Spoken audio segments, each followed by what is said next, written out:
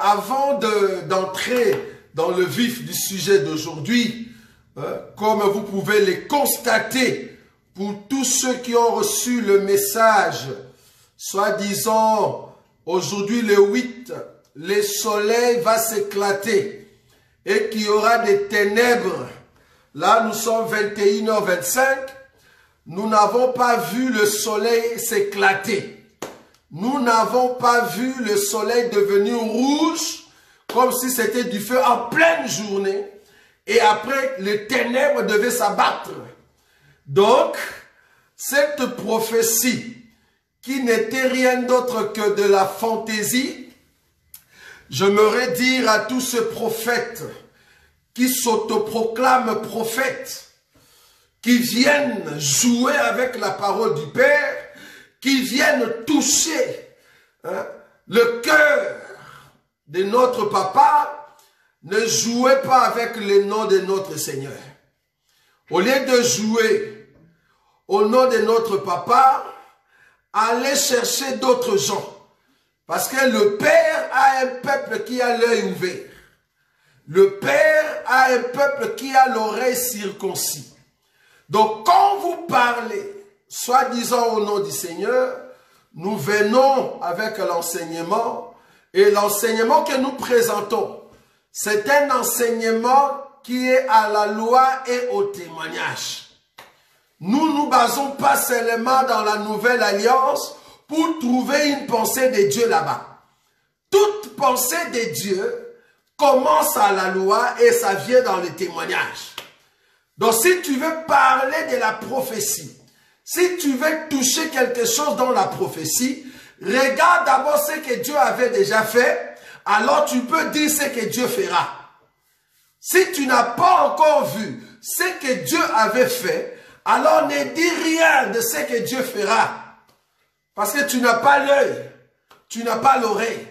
C'est pour cela d'autres personnes, nous ne saurons pas les aider, vu qu'ils n'ont pas l'œil pour comprendre les choses de Dieu. Donc quand vous trébuchez dans le péché, quand vous demeurez dans le mal, quand vous manquez la connaissance, nous comprenons que tu n'as pas été appelé à comprendre les choses de Dieu.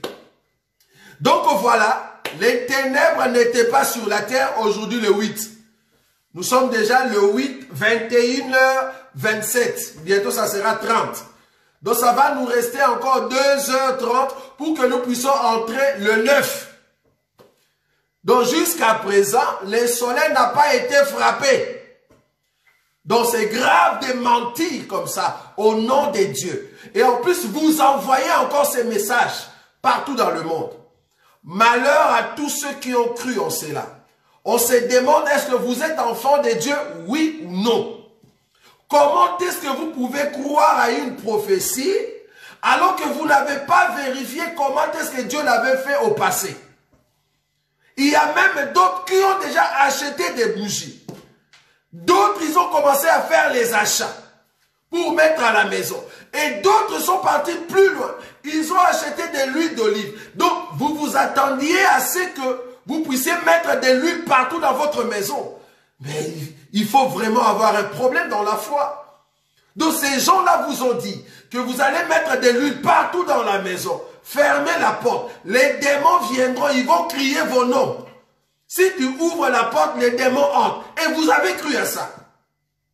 C'est grave. Et heureusement, ceux qui écoutent le Seigneur, nous étions ici hier pour dire que c'était une fausse prophétie et que ça ne va pas se réaliser parce que nous avons regardé dans la prophétie vraie ce que Dieu dit. Et puis voilà, on est déjà presque le 9. Cette chose ne va pas se réaliser. Alors, les 14, soit le 11 jusqu'au 14, allez dire à l'autre prophète qui est en France, hein, les élus de la France, les élus de Paris, parce que je sais très bien que vous connaissez cette personne-là. Parce que j'ai entendu quelqu'un dire, tu connais la voix de cette personne. Apparemment, vous le connaissez. Allez dire à cet homme de ne pas dire des bêtises comme ça si tu n'as pas vérifié l'enseignement. Allez chercher cet homme, lui dire déjà de venir retirer sa prophétie. Sinon, nous allons commencer à vous chercher. C'est grave. Quel mensonge au nom de Jésus. Donc tu es en train de mentir au nom de Jésus. C'est grave, hein, bien-aimé. Et tu te dis homme de Dieu. Tu te dis tu prêches dans des plateformes.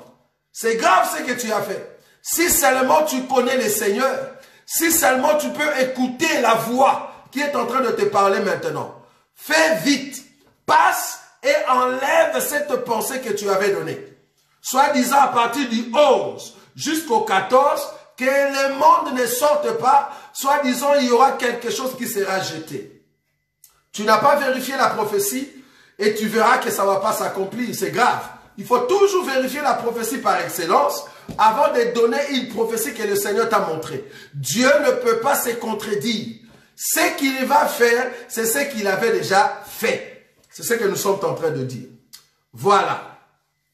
Alors aujourd'hui, nous sommes venus par cette émission vous parler d'une prédication qui nous a touchés. Qui nous a touchés pourquoi? Parce que on s'est dit, est-ce que les branhamistes, j'aime toujours dire le mot, quand nous disons branhamistes, ce sont ceux qui croient au message du frère Branham. Eux-mêmes l'appellent comme ça, le frère Branham. Donc, ils croient à ces messages et à chaque fois quand ils prêchent, ils disent toujours « le frère Branham a dit ». C'est pour cela que vous avez vu, sur mon titre, j'ai bien mis qu'un branhamiste a dit ce que vous avez vu là-bas. Et comme vous le savez, nous, quand nous venons pour faire une émission, nous ne venons pas avec nos idées, ou soit on a entendu dire non. Pour faire une émission, c'est que je réunis toutes mes preuves. J'ai de preuves et la personne et la vidéo de la personne. Alors, le problème qui nous choque, c'est quoi?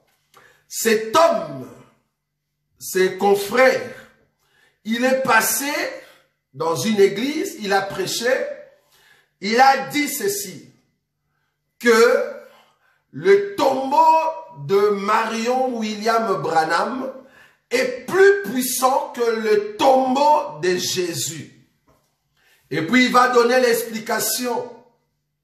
Le problème que nous avons, c'est là-bas que beaucoup d'hommes de Dieu n'ont pas reçu cette grâce. Quand je dis nous, c'est-à-dire en commençant par des Pierre, des Paul, de Jacques, d'Étienne, jusqu'aujourd'hui, tous ceux qui prêchent la vérité. Au fait, le problème que nous avons, à chaque fois que quelqu'un vient au nom de Jésus, il vient avec la parole de Dieu, avant que nous disions Amen à ce qu'il a dit, nous vérifions dans les Écritures. Je vais prendre l'aile droite, je prends aussi l'aile gauche, je mesure l'écriture ou l'enseignement, c'est comme ça que je donne la réponse. C'est ça le souci que nous avons. Vous ne pouvez pas comprendre ces gens, ces bien-aimés, les branhamistes. Comment est-ce qu'ils font peur à tous ces pasteurs-là qui ne savent pas voir les Écritures dans la Bible? Vous ne pouvez pas comprendre combien ces gens-là, les branhamistes, quand ils prêchaient, des pasteurs qui n'ont pas l'enseignement, ils avaient peur de les affronter.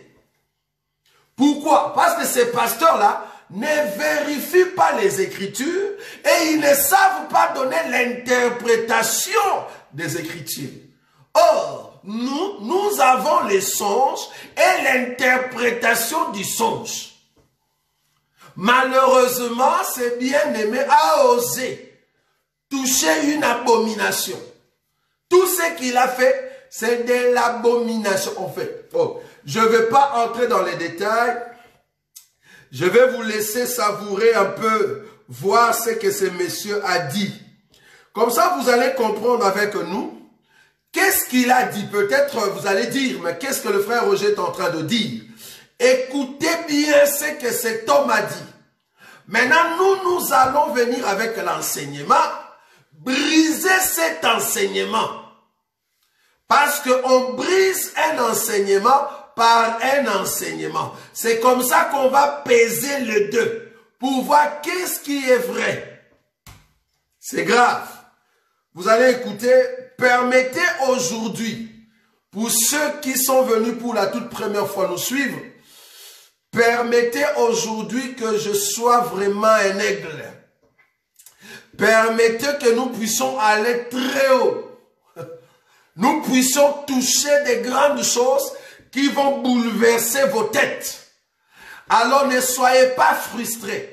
Parce que ce que nous allons dire ici, c'est plus le fils de la maison qui vont bien comprendre. Parce que quand nous voulons poser un enseignement face à un branhamiste, il faut prendre des ailes et essayer de prendre la nourriture pour donner à ceux qui n'ont pas l'oreille circoncis.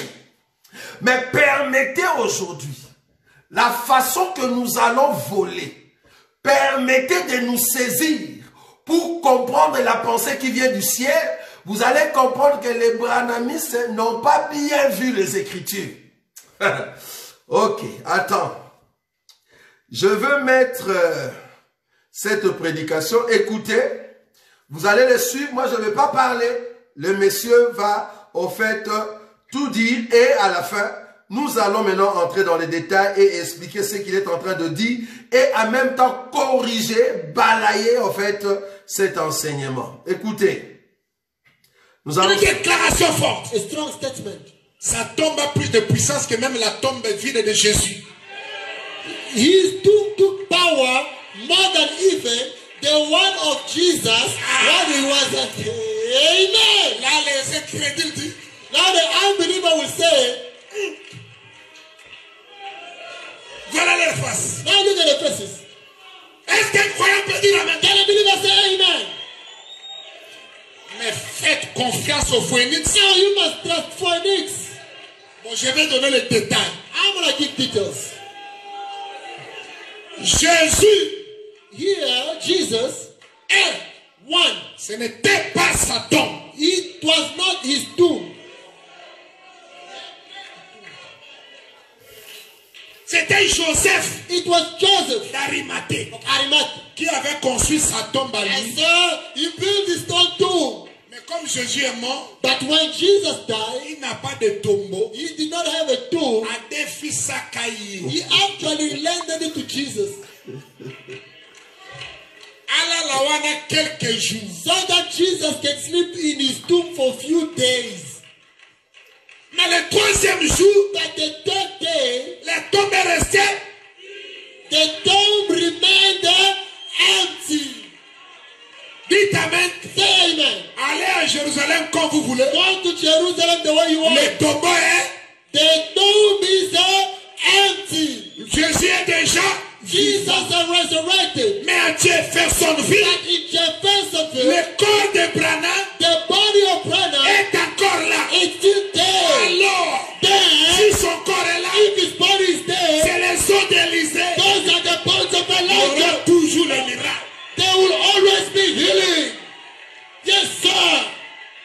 La tombe de Branham The tomb of Branham est plus puissante. is more powerful. Dites amen. Say amen. Yes, sir. Oui, monsieur. Ah, je ne sais pas si vous avez suivi. Il a très bien dit que la tombe de Branham est plus puissante que la tombe de Jésus. C'est lui qui a dit ça.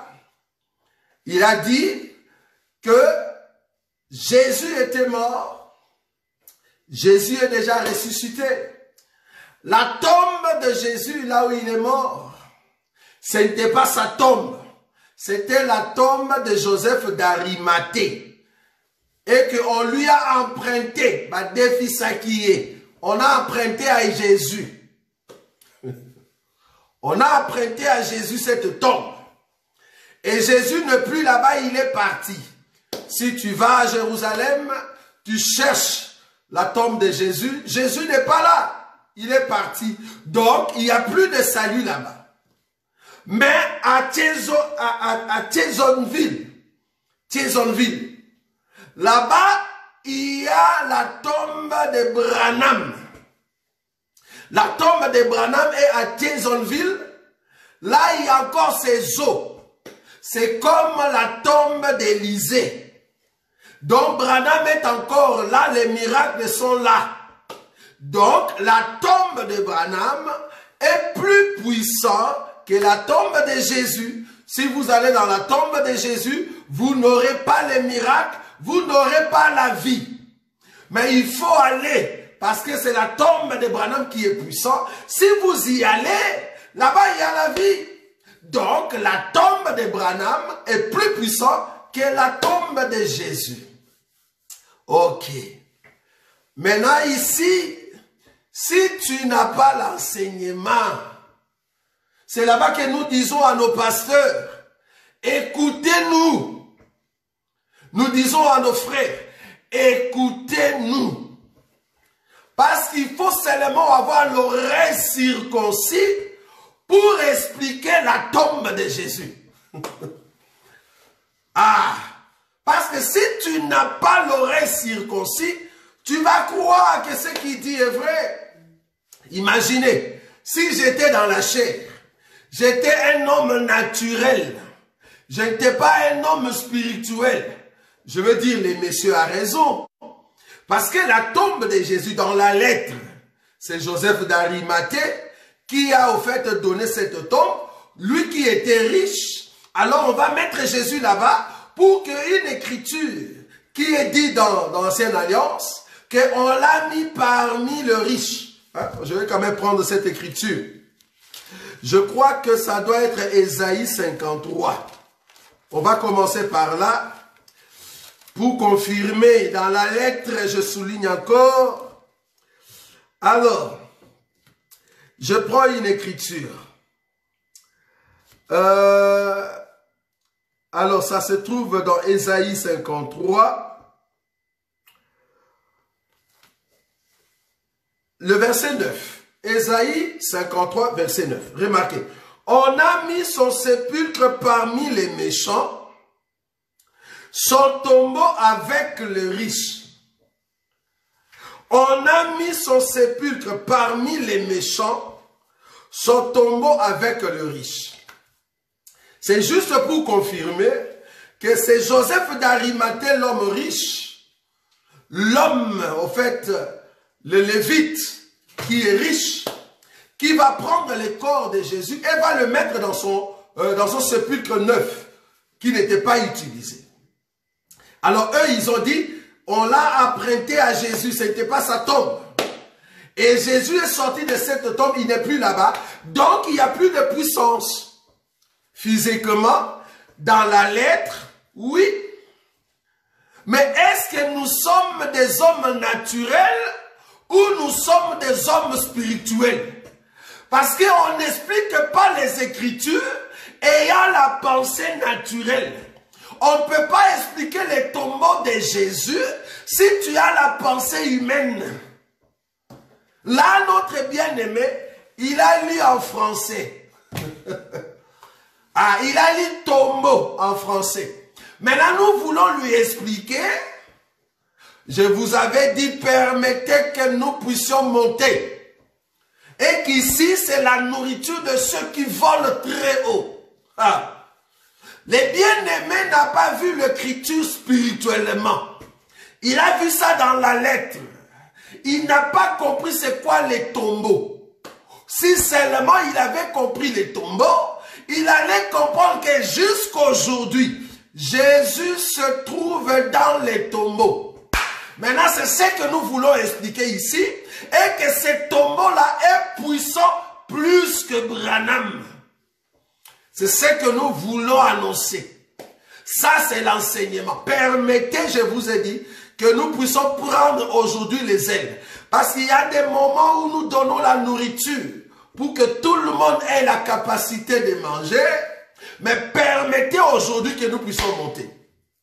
Remarquez, ok.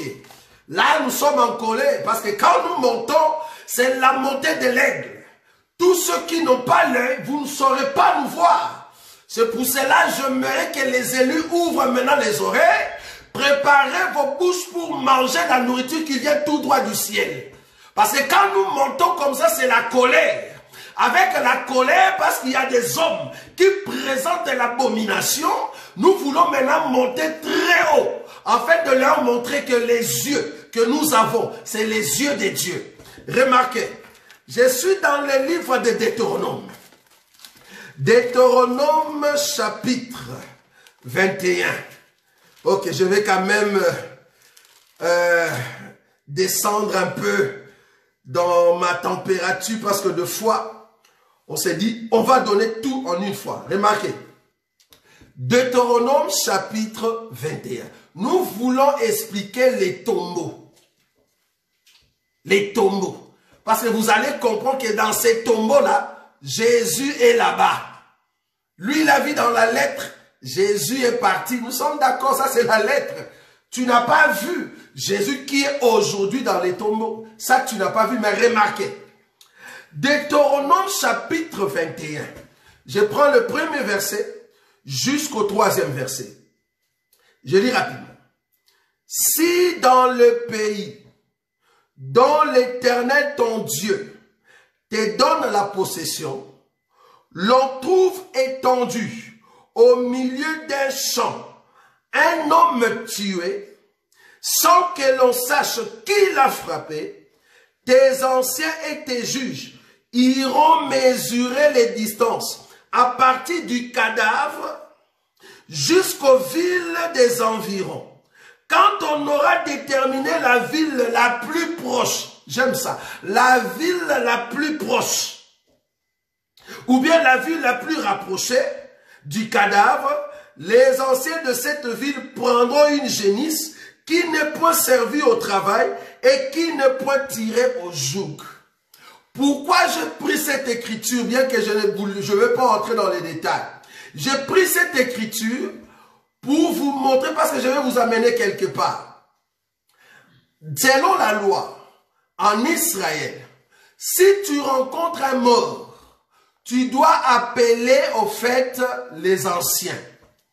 Les anciens viendront. Ils vont regarder les cadavres. Ils vont commencer à voir tout autour de ces cadavres. Quelle est la ville la plus rapprochée du cadavre? C'est-à-dire, quelle est la ville qui est tout près? La distance entre les cadavres et cette ville, ce n'est pas trop loin. Si on trouve cette ville-là, c'est là-bas qu'on va prendre la génisse et on viendra dans la ville, afin de purifier la ville par les anciens. Or, les cadavres qui étaient morts, ces jours-là, c'était notre Seigneur Jésus-Christ à la croix. Il était mort en dehors. Alors, la ville qui était proche, rapprochée, c'était Jérusalem. Donc, Jérusalem était souillée. Ça, vous voyez ça? Jérusalem était souillée. Alors, on ne peut pas mettre un mort dans Jérusalem. Il faut l'enterrer dehors. C'est dehors qu'on va enterrer Jésus, dans les sépulcres de Joseph d'Arimathée. Donc, les sépulcres de Joseph d'Arimathée, c'était là où se trouvaient les cadavres de notre Seigneur Jésus. Or, ces cadavres, c'était parmi les méchants, parmi les riches. On l'a enterré dans les milieux des méchants, parmi les riches. J'aime ça. Nous allons monter. Donc Christ, Jésus, est mis dans les tombeaux, dans le milieu des méchants, c'est-à-dire en dehors de Jérusalem. Ça, c'est un élément.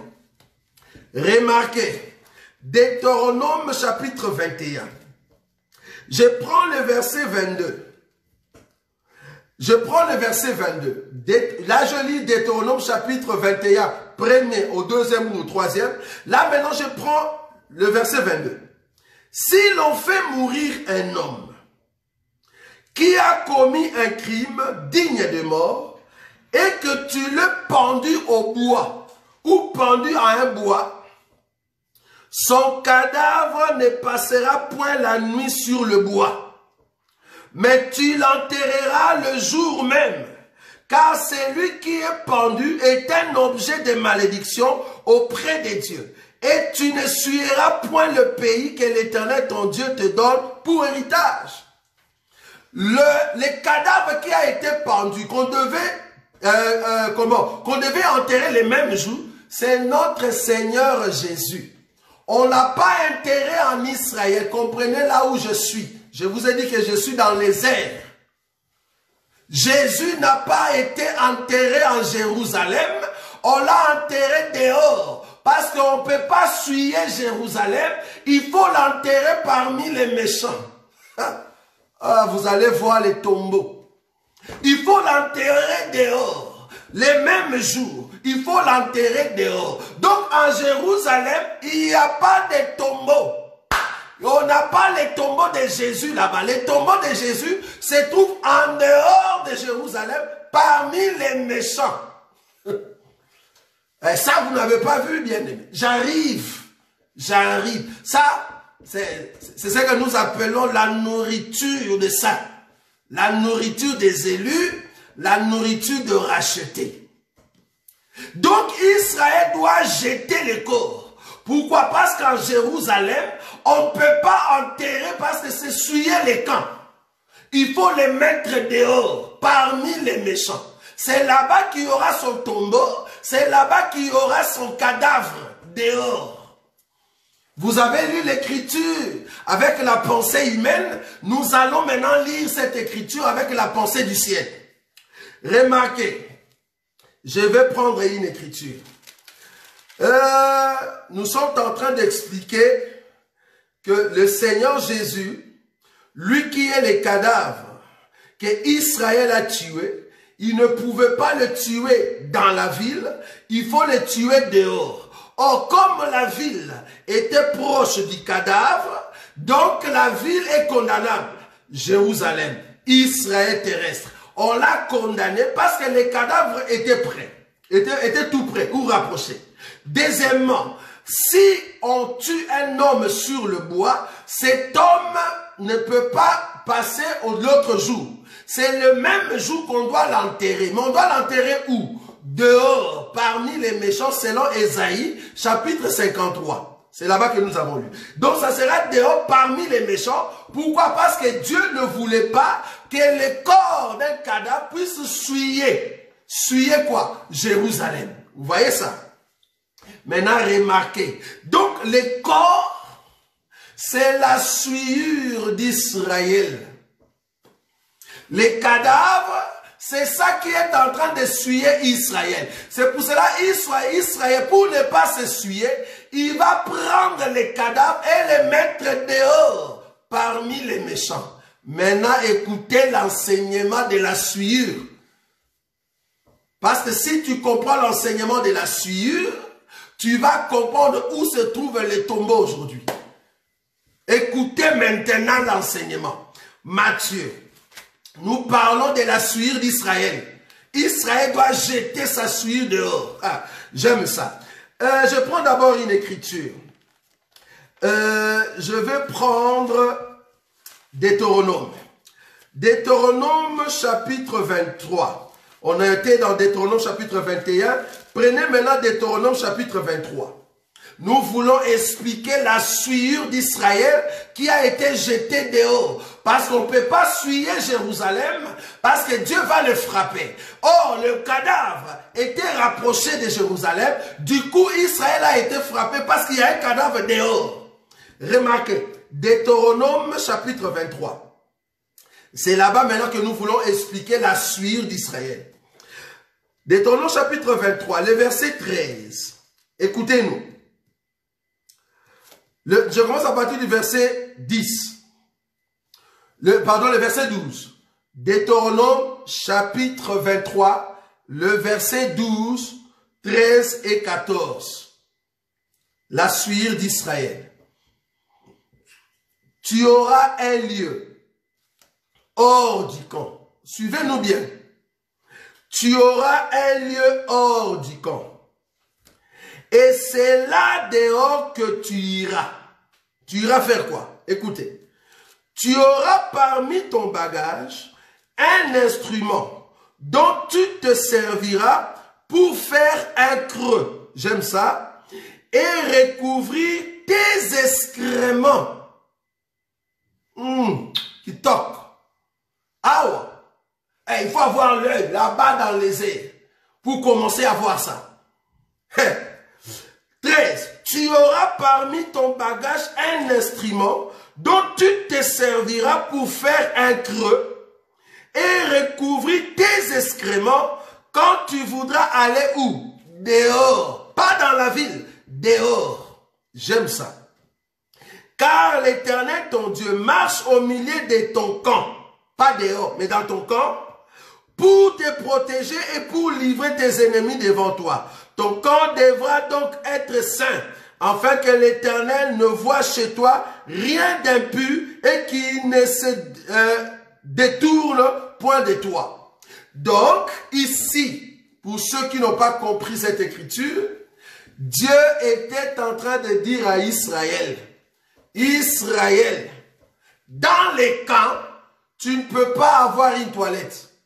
C'est ça l'essence de cette écriture. Tu ne peux pas avoir une toilette dans les camps.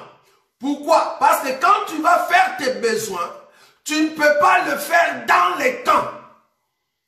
Tes besoins, ça sera dehors.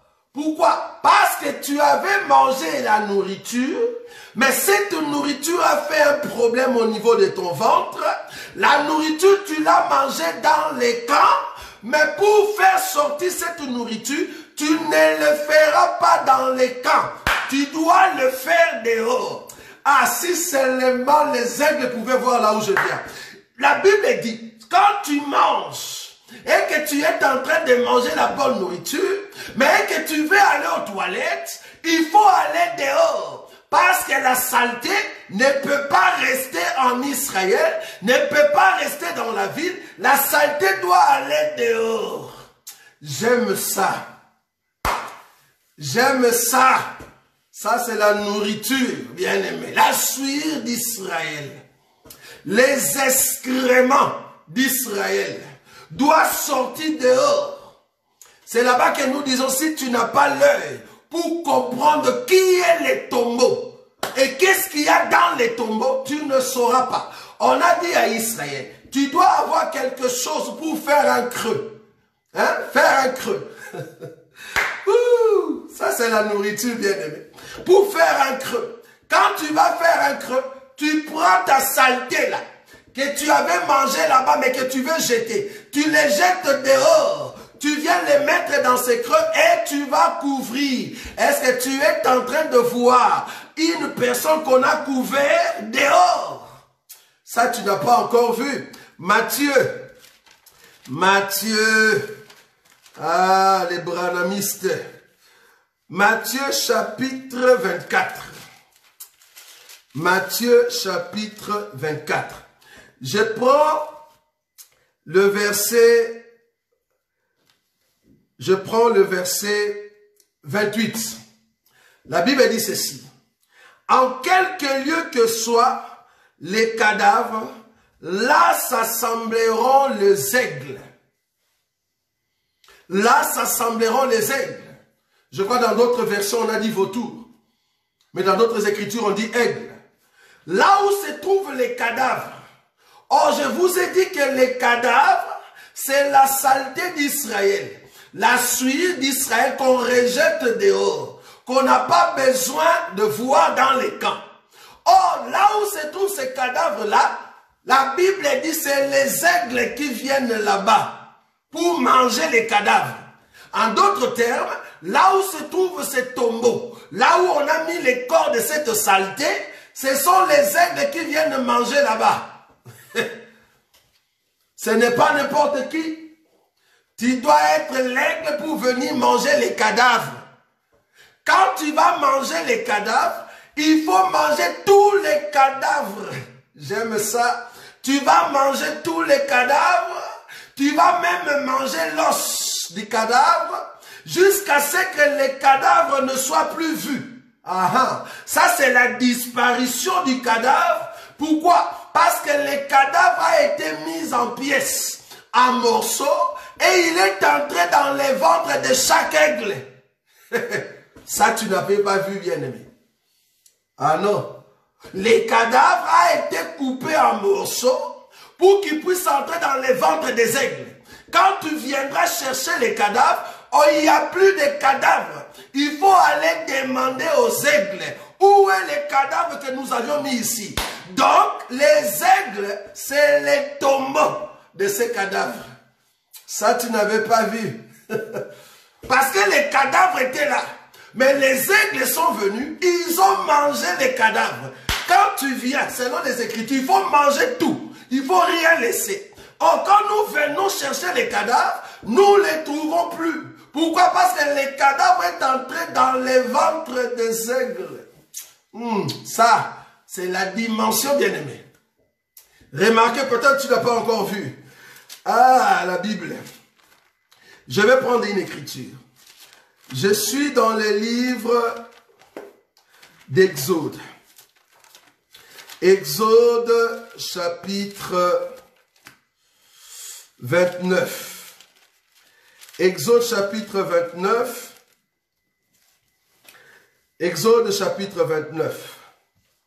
La Bible dit ceci. Je prends le verset 14.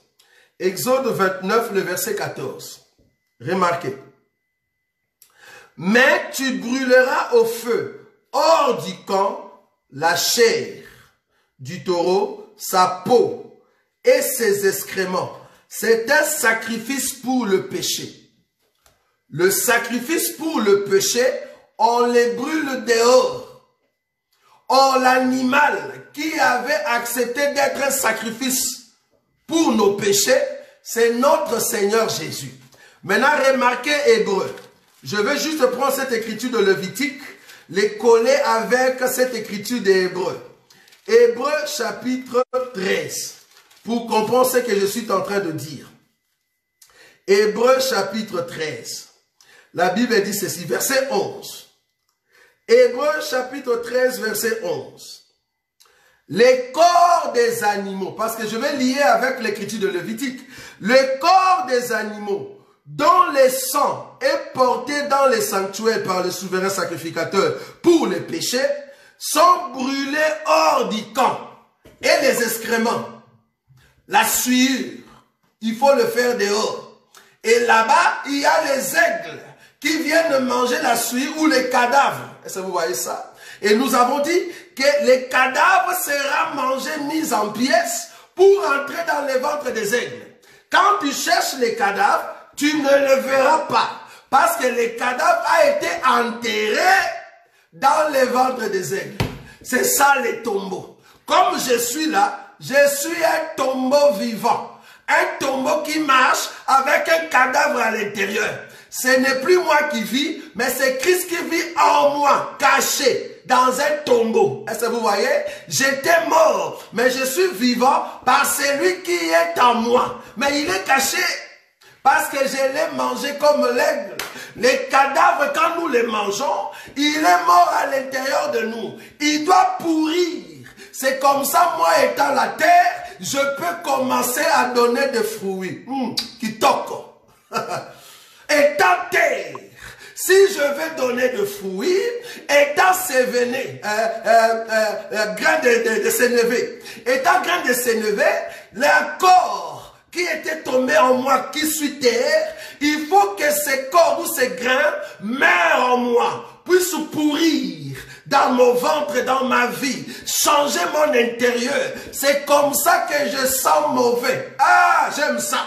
Je sens mauvais pour le monde, mais pour Dieu, nous sentons l'odeur de la vie.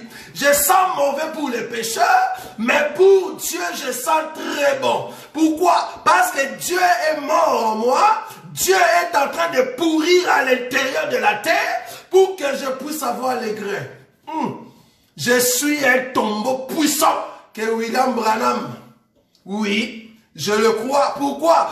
Parce qu'un chien vivant a de l'espérance plus qu'un lion. Ah, ça j'aime bien aimer. Je suis puissant plus que William Branham. Pourquoi? Parce qu'un chien vivant a de l'espérance plus qu'un lion mort. Si tu es déjà mort, tu t'attends à notre Seigneur. Étant vivant, j'ai encore de l'espérance. Donc je suis puissant parce que le Christ est en moi. Tu n'as pas vu le tombeau, bien-aimé. Nous sommes les tombeaux vivants. Un tombeau puissant, bien-aimé. Puissant. Au fait, les tombeaux d'Élysée expliquent-nous l'Église. Toi, tu as lu en français. Vous lisez la Bible en français. Tu as lu la Bible en français. Tombeau d'Élysée. Tombeau d'Élysée, c'est moi. Parce qu'Élysée, à l'intérieur de moi, j'étais un tombeau. Mais Élysée est mort, on l'a mis en moi. Toute personne qui va me rencontrer, toute personne qui va me voir, aura la vie. La personne va ressusciter. Si tu étais une personne morte, quand tu nous entends parler, c'est Élysée qui parle à nous. C'est comme ça que tu as la vie.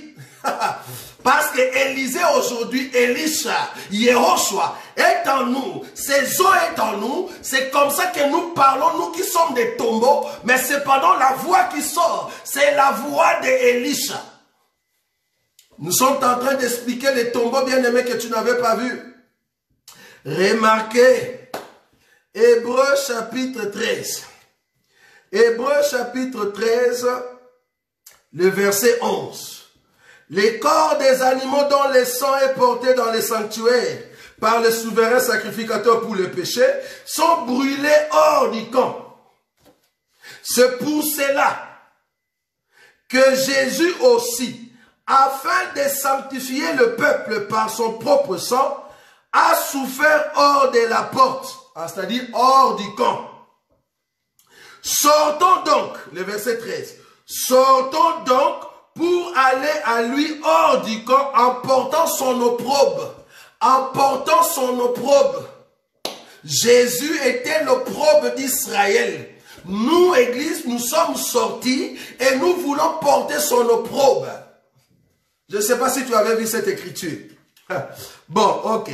Je vais quand même descendre ici. Je vais maintenant expliquer cette écriture pour que tu comprennes très bien avec un langage simple.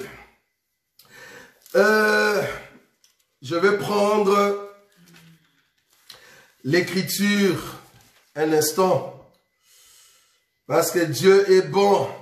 Quand il nous donne la nourriture comme ça, on se sent dans la joie. Je vais prendre rapidement une écriture. Je suis attendez, je vais le prendre rapidement. Permettez que je puisse le prendre, supportez-moi. Alors, je suis dans le livre de Matthieu. Matthieu chapitre 15. Je vais le prendre rapidement. Matthieu chapitre 15 que nous allons expliquer, que vous avez déjà lu, que vous n'avez pas expliqué, mais nous allons l'expliquer. Matthieu chapitre 15, prends le verset 17. Matthieu 15, verset 17. La Bible dit ceci. Matthieu chapitre 15, verset 17. Au fait, cette écriture va conclure au fait tout ce que nous avons dit ici. C'est Jésus qui l'a dit. Et nous allons expliquer la suire d'Israël. Matthieu chapitre 15, verset 17. Ne comprenez-vous pas que tout ce qui entre dans la bouche va dans le ventre, puis est jeté dans le secret? Vous avez déjà lu cette écriture. Mais est-ce que vous avez compris cette écriture? Peut-être tu l'as compris dans la lettre. C'est normal. Parce que c'est le français. Je répète l'écriture. Ne comprenez-vous pas que tout ce qui entre dans la bouche va dans les ventres, puis est jeté dans les lieux secrets. Est jeté dans les lieux secrets. Ok. Qu'est-ce qui était entré dans la bouche? C'est comme ça qu'il faut entrer dans l'enseignement. Ça, c'est la nourriture. Qu'est-ce qui est entré dans la bouche? Et quand cela est entré dans la bouche, cela est descendu dans les ventres. Et dans les ventres, ça n'a pas pu rester. Il faut qu'on puisse les jeter dans les lieux secrets. Bon, c'était la bouche de qui a mangé cette nourriture et que dans son ventre, cette nourriture n'a pas pu rester et qu'il faut jeter cela dans les lieux secrets. Ah, la Bible, ça c'est la parole bien-aimée. Vous voyez ça? La nourriture qui entre dans la bouche, descend dans les ventres, ça ne reste pas. On doit les jeter dans les toilettes. Nous comprenons que la bouche, ce n'est pas les lèvres que vous avez devant vous. La bouche dans la révélation, c'est l'oreille.